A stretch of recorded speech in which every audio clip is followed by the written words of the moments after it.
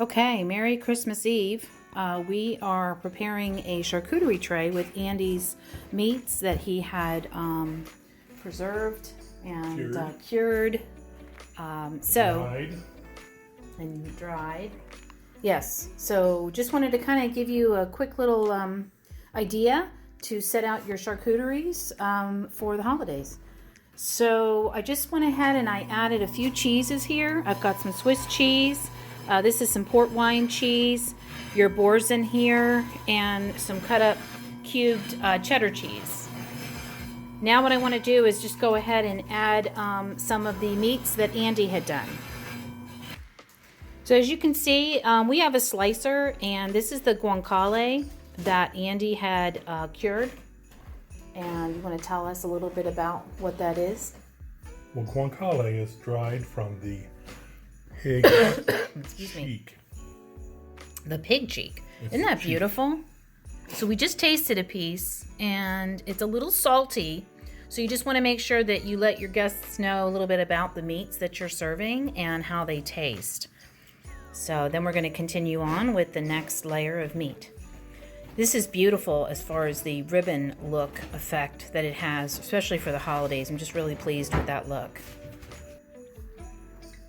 Okay, the next meat we're going to use, Andy, tell us about this. This is the copacolo. This is part of the shoulder.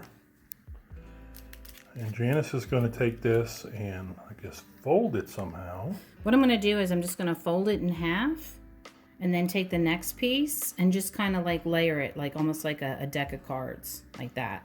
Just kind of fan it out. And this is not perfectly round, but you know, improvise. It just kind of gives that look of a fanned effect. Okay, so on this side, I went ahead and because of this beautiful marble look on the meat, just went ahead and kept that kind of fanned out like this rather than do like the deck of cards down here. So play around with it and see what you are comfortable with, but I really want to accent the marble of that meat because it's just absolutely gorgeous. The next one is our Polish sausage. It's a bit on the garlicky side, so we decided to dry it. So here it is, all dried and sliced. So making the nice little small slices. That's beautiful. But it's very good. It's very garlicky. So what I think I'm going to do is I'm going to go ahead. Very garlicky, you said? Yeah, but it's very good garlic. I like garlic, so. Okay.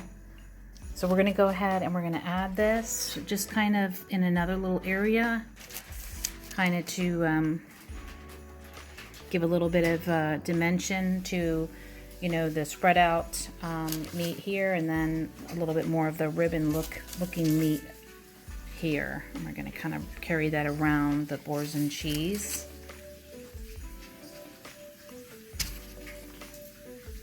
And just kind of give it a little bit of a sculpting around the corner of the tray or of the board. Carry it around the cheese. All right.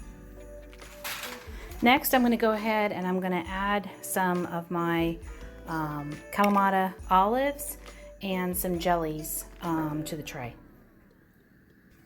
Okay, so I added my olives, and you want to be consistent with your jar size and your jar look. I mean, you can add a variety. I have a couple of choices here with some ramekins that are more of the festive colors. But I'm going to go with these little mini jelly mason jars, and then I'm going to add in the variety of jellies that we did over the last year. Actually, these are from 2022, so they're going to be great. And then we've got this year's harvest of our blackberries. So I'm going to go ahead and add these into the little jars and put them out. Okay, so now I'm going to add my condiments. This is some elderberry jelly that we got from up in North Georgia in a farmer's market. And I'm just going to go ahead and kind of, you know, spread them around, put them near the meats. And then this is our blackberry jelly. I'm going to add that there. And then we've got some peach jelly because we are in the peach state. I'm going to put that right there. So now I've got my condiments on there. Okay, now I'm just going to add some fruit So I'm gonna add some blueberries.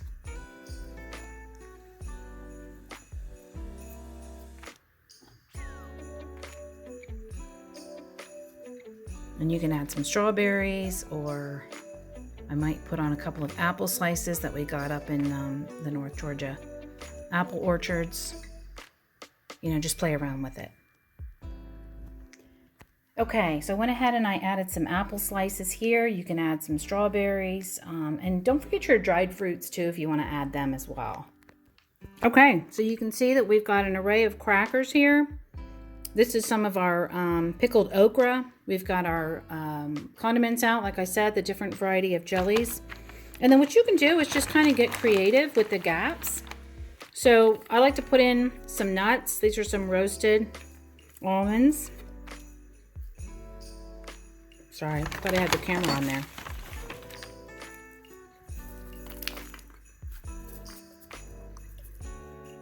And then I'm going to add some mixed nuts, probably in this gap right here. Oh, and this is the garlic honey that I did. There's a previous video that I did for making that. And okay, like I said, you're going to fill in those gaps. And then what I like to do is just kind of now add some accents. So you may want to kind of sprinkle on some of your pomegranates on the cheese. Or just like overall by the little corners.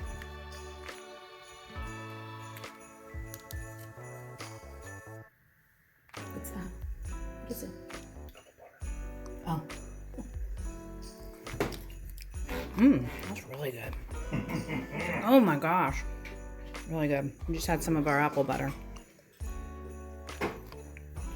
And then some other accents. I cut off some of my herbs that remain, and they're pretty grown through, but it's just nice to have that last bit left over from Thanksgiving from my herb garden, and just add those as a nice top layer. And like I said, fill in the gaps, and hopefully this will turn out. I'll show you the final tray in just a few once we get to our destination.